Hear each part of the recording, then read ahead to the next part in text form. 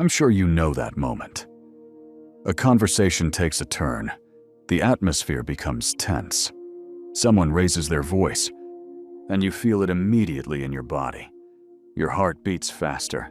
Your breathing becomes shallower. Your thoughts become more constricted. And suddenly, it's no longer just about the topic at hand. It's about control, about reaction, about attitude. Why do some people lose their composure in moments like these, while others remain calm? Not distant, not cold, but present, clear, stable. What really sets them apart? Today, we'll take a look at what happens in the brain under pressure, and why staying calm has nothing to do with personality, but with training. If you have responsibilities, professionally or privately, this is crucial. Because in moments of pressure, it's not just what you say that matters, it's who you are. Stress is not a feeling, but a biological process. As soon as your brain classifies a situation as a threat, and a threat can also be criticism, rejection, loss of face, or loss of control, your amygdala takes over. This is the part of your brain that was evolutionarily responsible for fighting saber-toothed tigers. Not for board meetings, not for family discussions. When the amygdala is activated, the following happens. The body goes into alarm mode. Adrenaline is released. Your heart beats faster. Your focus narrows. Your decision-making ability decreases. Blood is drawn away from the prefrontal cortex, the area responsible for weighing options, changing perspectives, and controlling impulses. This doesn't mean you're less intelligent, but your access to your intelligence is limited. You know how it is. Later, in the car, the perfect sentence comes to mind.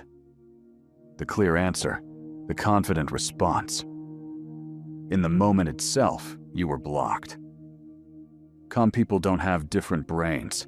They have brains that they manage better.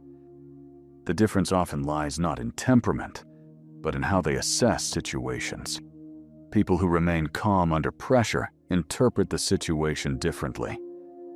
Where some think, I'm being attacked, they think, there's tension here right now.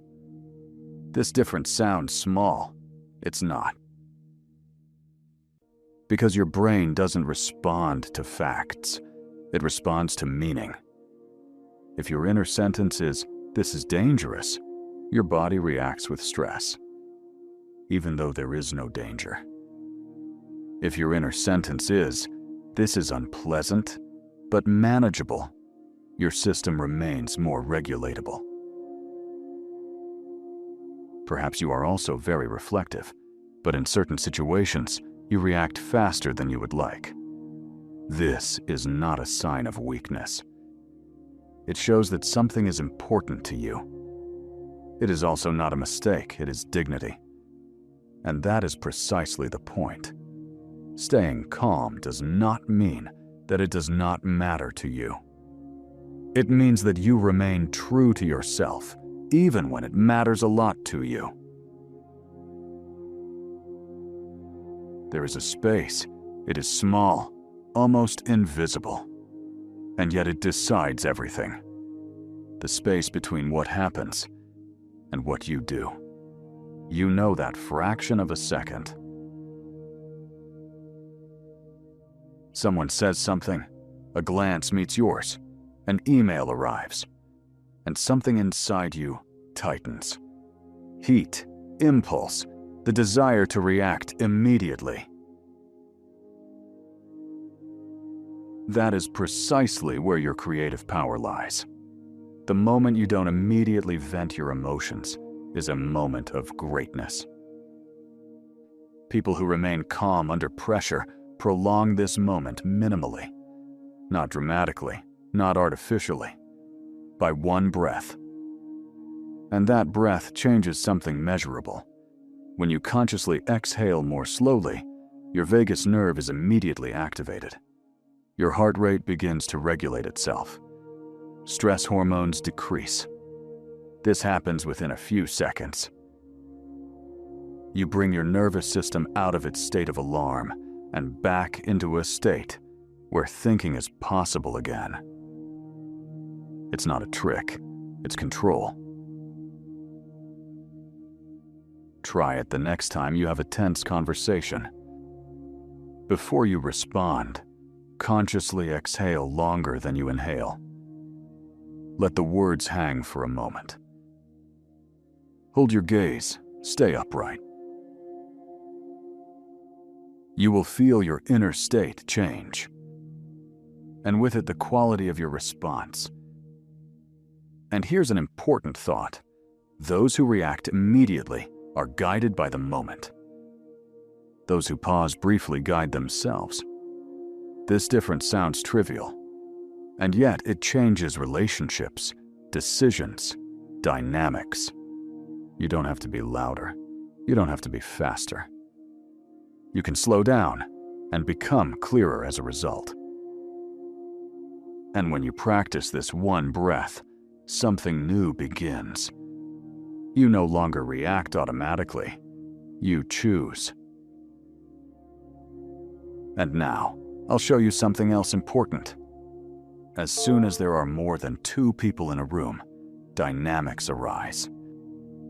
In a group, moods are transmitted and tension builds. Emotions are contagious. This isn't just a figure of speech, it's research. Studies on so-called emotional contagion show that people unconsciously adopt facial expressions, tone of voice, and body tension. Your nervous system is constantly scanning. Am I safe here? When someone in the room loses control, everyone else's inner alertness increases. Not consciously, but measurably. And now comes the crucial point. This also works in the other direction. A regulated person has a stabilizing effect, not because they dominate, but because they don't tip over. You know people like that. They don't talk the most. They don't put themselves in the spotlight. But when things get restless in a group, everyone looks to them. Not out of fear, out of orientation. Stability acts like an anchor. When you remain calm while others waver, you send a clear message. I've got this. Not in the sense of enduring, but in the sense of, I remain resilient. And resilience creates trust. In teams, in families, in difficult conversations, people don't trust the loudest voices. They trust the most reliable ones. And reliability doesn't come from perfect answers, but from inner stability. Calmness is not withdrawal. Calmness is stability. When you stay true to yourself, more than just your own body calms down. You give the space stability, and stability is something that can carry people. That is responsibility in the best sense of the word. 3 things you can practice starting today. 1. Observe your first inner sentence in moments of stress. Is it dramatic or nuanced? 2. Take 2 or 3 minutes every day for conscious, slow breathing, not only during conflict, but before it. 3. Practice conscious pauses in conversation.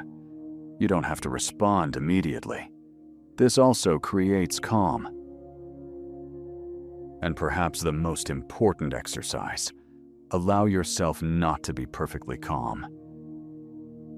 Regulation is a muscle. It grows through repetition, slowly, gently. Staying calm does not mean feeling nothing. It means not letting your nervous system take control.